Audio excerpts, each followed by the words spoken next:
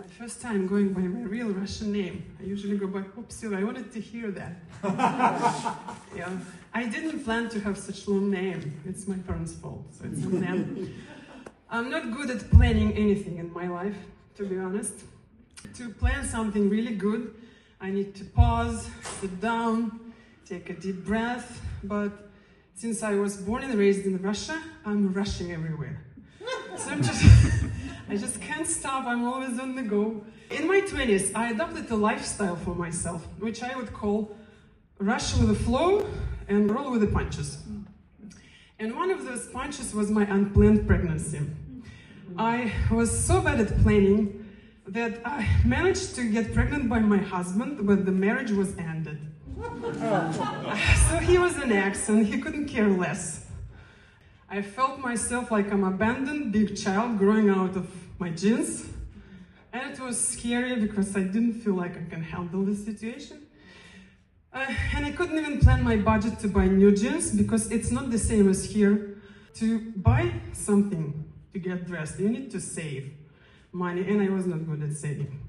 But some miracle happened. My American pen pal, we exchanged emails for like about half a year. I practiced my English, maybe I knew I'm gonna eventually move out. So he decided to visit Russia and he asked me a question if I need something from America. First thing that came to mind is jeans. America's motherland of jeans, but it's hard to buy right size without trying them on, and also in my special situation, you know, and he didn't know anything, so we weren't that close. So I had another need. I said, can you please bring me a winter jacket? He said, really? Winter jacket? He was so surprised.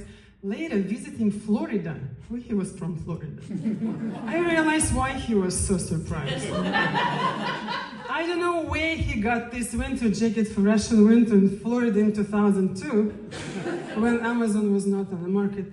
He arrived right on time. The weather in November in St. Petersburg, Russia is terrible, the worst. There was wet snow, sharp wind, cold. We walked a lot. I showed him sightseeing. And at every single chance when we sat down, I unbuttoned secretly my jeans so I could just take a piece of air. I didn't share anything with him.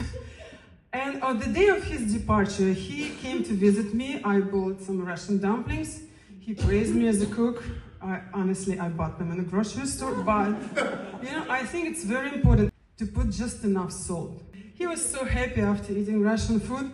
He took out some money from his wallet and put it on the table. Like, you don't need to do that. We don't charge guests for treats in Russia. It's not our tradition. And he said, you know what? It's just some money. It's some rubles I have left. Some change from stores. So I don't need them in America. So just have them buy something you need. I said, thank you. Okay. I had zero in my pocket, unpleasant and unexpected surprise. So he left.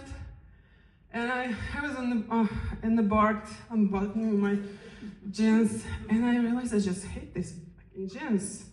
I just really need new ones, and I had money in my pocket. I stepped into the store.